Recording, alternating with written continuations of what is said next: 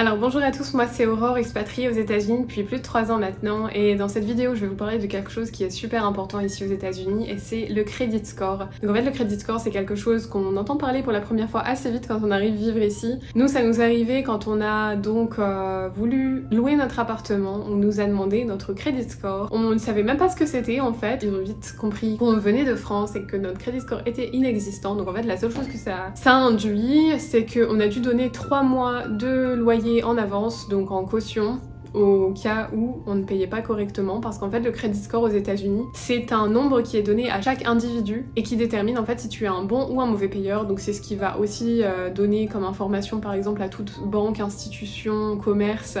Si tu veux par exemple faire un prêt, ça va leur donner vraiment une idée sur s'ils peuvent te prêter en étant un peu plus serein ou si au contraire tu es un mauvais payeur et donc c'est un peu plus risqué. C'est aussi ce qui va impliquer un taux d'intérêt plus ou moins élevé et le maximum de prêts qui va être accordé. Et par exemple si ton credit score est excellent, tu vas avoir un taux d'intérêt bien plus avantageux que s'il ne l'est pas. Donc si par exemple ça peut aller du simple au double littéralement. Si ton credit score est excellent, tu peux avoir par exemple un taux à 2% alors que si ton credit score est mauvais, ton taux pourrait être de 10%, 11% voire même plus. Ça va au-delà du salaire que tu te fais, c'est vraiment le credit score qui compte ici aux États-Unis plus que le salaire. Le salaire il s'en fout un peu, tu peux même te faire énormément d'argent, ça veut pas dire que tu vas être un bon payeur pour autant. Donc en fait c'est vraiment important de tenir son credit score vraiment parfait, et pour ça je vais vous présenter les catégories assez vite sur un site que j'utilise assez régulièrement, c'est Credit Karma. Ça permet de voir son credit score tous les jours de manière gratuite et franchement très simple, et ça donne en fait vraiment la visualisation de toutes les catégories qui sont importantes dans ce credit score. Ce credit score donc vous allez le voir très vite, il va de 300 à 850 et pour être dans la catégorie excellente il faut dépasser les 750. Voilà, donc moi après seulement 3 ans de vie aux États-Unis, mon credit score est de 763, donc vous pouvez le voir, c'est faisable et abordable d'avoir un credit score excellent. Le but c'est vraiment pas de tomber dans certains patterns qui sont vraiment à éviter. Donc je vais vous montrer tout de suite les catégories. En fait c'est rangé en 6 catégories différentes. 3 catégories ont un impact élevé, une catégorie a un impact moyen et 2 catégories ont un impact faible. Les 3 catégories avec l'impact élevé sont l'historique de paiement, ton usage de tes credit cards et les derogatory marks qui sont en fait si l'État a dû se servir directement sur tes biens ou ce genre de choses. Donc c'est vraiment quand tu fais banqueroute en fait. Pour les gens qui vont s'endetter trop, qui vont user un peu trop de leur carte de crédit mais qui au final ne seront pas capables de rembourser comme il faut, parce que faut savoir que les cartes de crédit en fait quand tu les utilises, vaut vraiment mieux les rembourser à temps, parce que sinon le taux d'intérêt sur les cartes de crédit est généralement de plus de 20%, donc c'est énorme. Vaut mieux vraiment pas tomber dans ce piège qui est d'utiliser l'argent qu'on te met à disposition mais ne pas être capable en fait de rembourser ça parce que c'est au-dessus de tes moyens. Faut vraiment pas tomber là-dedans, faut vraiment les utiliser pour récupérer les points, les cashbacks, tout ça, mais jamais autrement. Donc nous en fait en arrivant ici, avec l'histoire de l'appartement mais aussi par exemple d'internet, on a voulu ouvrir nos forfaits téléphone, nos forfaits internet, on nous empêchait plus ou moins en fait, on nous disait que si on voulait avoir un abonnement à proprement parler et pas payer au mois le mois, donc avoir en fait des tarifs plus avantageux, il fallait donner 500 de caution parce que notre credit score était inexistant. Donc encore une fois en fait personne ne veut t'ouvrir rien, personne ne veut te créer quoi que ce soit. Même pour ouvrir notre accès à l'électricité, donc l'équivalent d'EDF ici dans notre appartement, on a aussi dû donner une caution parce qu'en fait pas de credit score, donc aucune confiance en vous en fait, voilà tout simplement. Et l'appartement, c'est pas qu'on nous a empêché d'avoir un appartement, c'était une location, donc oui voilà, on a dû donner 3 mois de caution, alors que les autres qui ont un credit score en fait, comme n'importe quel américain, doivent seulement en donner un seul. Voilà, c'était beaucoup d'argent à avancer, on s'attendait pas du tout à ça, on savait même pas qu'il y avait quelque chose appelé le credit score qui était essentiel pour ouvrir quelque chose d'aussi simple qu'une connexion internet ici aux États-Unis.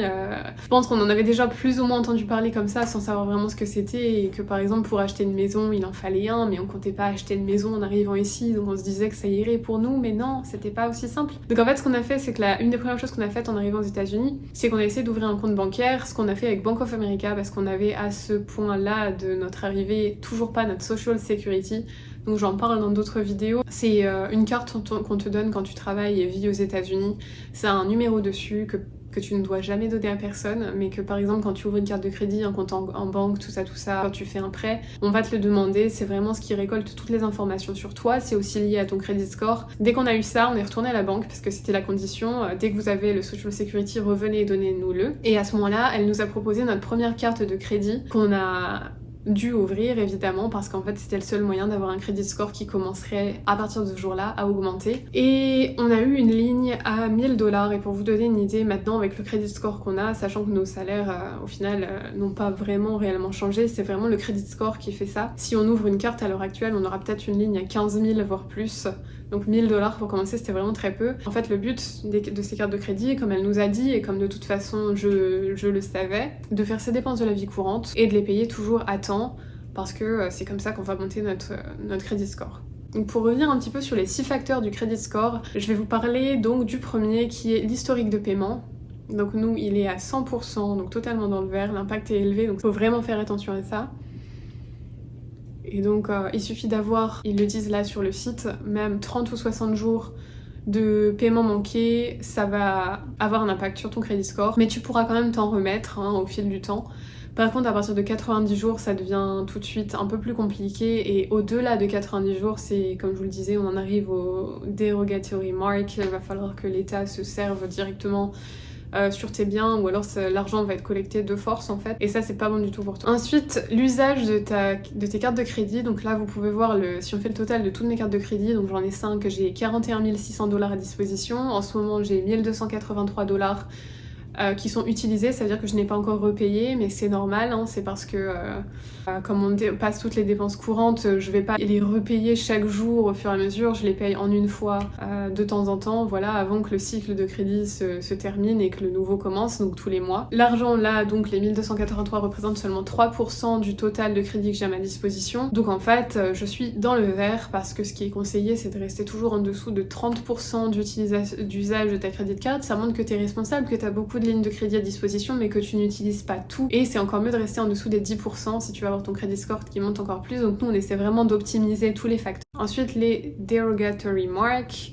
je vais pas aller trop loin là-dessus, c'est vraiment si t'as fait banqueroute, si t'as eu des problèmes pour repayer quelque chose et que ça a duré sur une période assez prolongée, ça c'est très mauvais pour ton credit score. À partir de 1, tu es dans le orange, et à partir de 2, t'es dans le rouge, et l'impact est élevé, donc en fait autant dire que même si t'en as une, ça va être très difficile d'avoir un credit score qui va être excellent. Ensuite on a l'âge du crédit, donc ma première carte ouverte était Bank of America Cash Reward il y a 3 ans et 2 mois. Mais comme en fait j'ai ouvert d'autres cartes entre deux, comme vous pouvez le voir, comme je disais j'en ai 5, et ben l'âge du crédit ça le réduit proportionnellement. Et de toute façon, ouvrir des cartes ça nous a apporté pas mal d'avantages, et ça, l'âge du crédit, l'impact est faible. Donc j'ai préféré ouvrir des cartes qui m'apportaient des avantages, des cashbacks et des points pour voyager, ce genre de choses, plutôt que ne pas en prendre l'avantage. Sachant qu'au final de toute façon il faut 7 à 8 ans pour que tu sois dans le vert pour cette catégorie, donc ça mettra du temps. Donc là maintenant je vais attendre progressivement, j'ai toutes les cartes que je souhaitais, donc voilà, ça se fera au fur et à mesure. Mais voilà, j'ai un âge de crédit qui est de 1 an et 6 mois du fait que j'ai rouvert plusieurs cartes depuis ma première ouverture de cartes. Et d'ailleurs aussi ce qui compte, c'est le nombre de comptes ouverts. Donc j'en ai 5, mais il faut par exemple en avoir 11 ou plus pour être dans le vert pour cette catégorie. Encore une fois, l'impact est faible, et de toute façon à faire le prorata c'est pas forcément une bonne idée d'en ouvrir trop. Ça peut montrer que tu as besoin de plus d'argent à disposition, et donc que tu n'es pas dans une situation financière assez stable, et donc avoir une conséquence négative sur ton credit score. Donc en fait c'est vraiment au fur et à mesure des années qu'il va falloir ouvrir plus de cartes si on veut essayer d'être dans le vert sur cette catégorie, sachant que cette catégorie est loin d'être la plus importante. Et ensuite les hard inquiries, encore une fois l'impact est faible, donc à partir de 3 tu es dans le orange, et je suis dans le orange en ce moment, plus pour longtemps. Les hard inquiries, c'est à chaque fois que tu vas demander un prêt, même pour un téléphone portable, ou par exemple là dans mon cas, ce que vous voyez CarMax Autofinance, c'est mon prêt pour ma voiture que j'ai fait il y a 2 semaines de ça quand j'ai acheté ma voiture. Mais d'un autre côté en fait un prêt ça va nous permettre aussi d'augmenter notre credit score. C'est ça le truc qui nous manquait pour vraiment peut-être arriver dans les 800 au niveau du credit score. Avec seulement des credit cards c'est pas facile. Le fait d'avoir un prêt, un loan qu'on appelle ici, ça va montrer que tu peux aussi te faire prêter de l'argent et le rembourser en temps et en heure comme il faut tous les mois. Au cas où par exemple on achète une maison dans quelques années, le credit score va monter encore plus et on aura accès à des taux d'intérêt bien plus intéressants. Les 2 autres c'était pour ouvrir 2 cartes de crédit. C'est pareil, à chaque fois que tu veux ouvrir une carte de crédit, et ben t'as une hard inquiries, parce qu'en fait il ce qu'on appelle run le credit score, c'est-à-dire qu'il vérifie ton credit score, et pour ça fait 1 heure d'inquiries, parce que ça veut dire qu'en fait aussi quand même d'un côté tu essaies d'ouvrir une nouvelle carte, donc potentiellement tu as besoin de plus d'argent. Voilà, c'est un peu un point négatif, mais en même temps voilà, plus tu as de cartes ouvertes et plus tu les gères comme il faut, les payes à temps, et plus ton credit score va augmenter aussi. C'est vraiment une parfaite balance à avoir. Donc là, ce que je vous conseille si vous planifiez d'arriver aux États-Unis ou si vous venez d'arriver aux États-Unis et être expatrié, c'est vraiment ouvrir une carte de crédit avec la banque avec laquelle vous avez ouvert vos comptes et vous contenter de ça pendant quelques temps, et peut-être après 1 an de délai en rouvrir une deuxième qui présente de bons avantages pour vous. Par exemple, si vous aimez voyager, une carte de crédit qui concerne les voyages. Et voilà, presque peut-être à peu près tous les ans ouvrir une carte qui peut-être a un bon bonus de départ pour là encore avoir pas mal d'avantages, et comme ça le credit score progressivement va monter. Peut-être pas faire un prêt dès le début, donc on a attendu d'avoir un credit score excellent pour faire un prêt, pour que donc le credit score monte encore plus, et aussi tout simplement il me fallait une voiture, donc c'était l'occasion de... Voilà, ça marche comme ça. J'espère que ça a été clair pour vous, c'est un petit peu plus compliqué là comme sujet, mais si vous avez des questions, n'hésitez pas à me les poser dans les commentaires, je serai ravie d'y répondre, je vous aiderai, y a pas de souci. Je vous souhaite à tous une très bonne journée, bye bye à tous.